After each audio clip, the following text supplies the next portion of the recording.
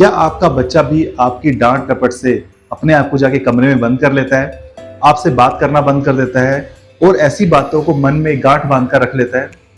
अगर ऐसा है तो इसका मतलब है आपका बच्चा इमोशनली वीक है और ऐसे बच्चे को पड़ोस के लोग या आपके रिश्तेदार जो है वो बहका सकते हैं, आपके बच्चे का गलत फायदा उठा सकते हैं।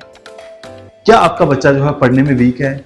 वो याद करने की कोशिश करता है, एक एक घंटा याद करता है, लेकिन उसके बाद भी सिर्फ 15 से 20% उसको याद रहता है और बाकी वो भूल जाता है।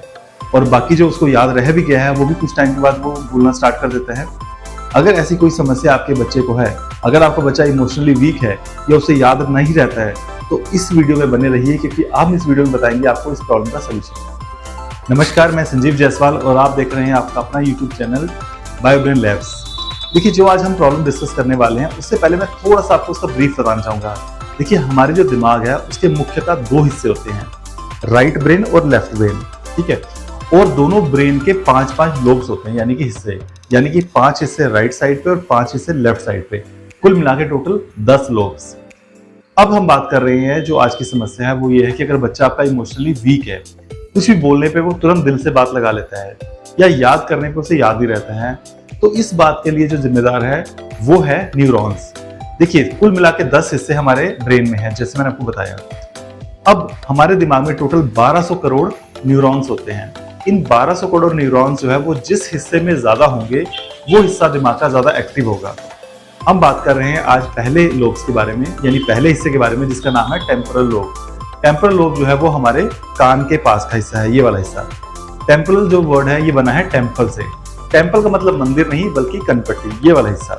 तो अगर आपका ये वाला हिस्सा एक्टिव है, आपका या आपका बच्चे का, इसका मतलब क्या है, वो बोल के और सुन के चीजों को याद कर सकते हैं।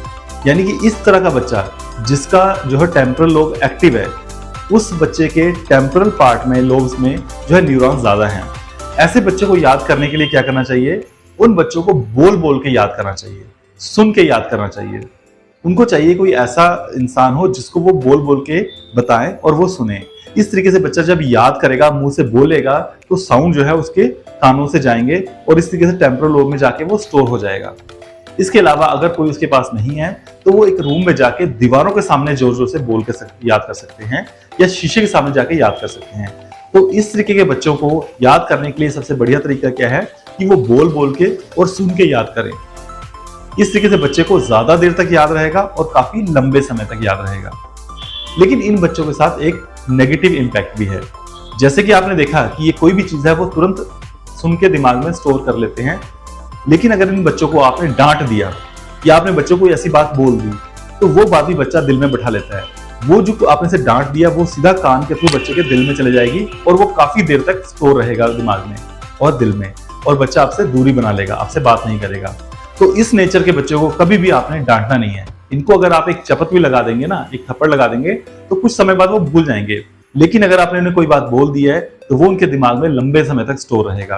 तो इन बच्चों से कभी भी ऐसे आपने बात नहीं करनी है। अगर आपका बच्चा आपसे इस नेचर का बच्चा है और अगर उसने आपसे दूरी बना ली है, तो इसका सबसे बड़ा डिसएडवांटेज ये है कि ये बच्चा जो है गलत सोसाइटी में पढ़ सकता है।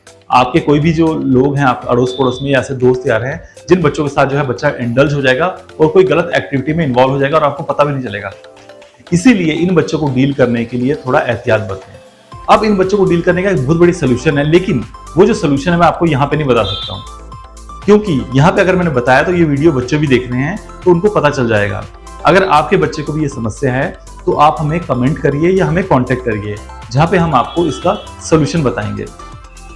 अगर आप भी जानना चाहते हैं कि आपके बच्चे का कौन सा लोब ब्रेन का हिस्सा एक्टिव है, आपके बच्चे का स्टडी पैटर्न कैसे है, कैसे उसको पढ़ाया जाए ताकि वो जल्दी याद करे और लंबे समय तक याद रखे, ताकि एग्जाम में अच्छी परफॉर्मेंस दिखा सके, अगर आप ये सब जानना चाहते हैं तो स्क्रीन पे दिए गए नंबर पे हमें कांटेक्ट कर सकते हैं। आज हमने आपको बताया टेम्पोरल लोब के बारे में, यानी कि एक तरह के बच्चों के बारे में।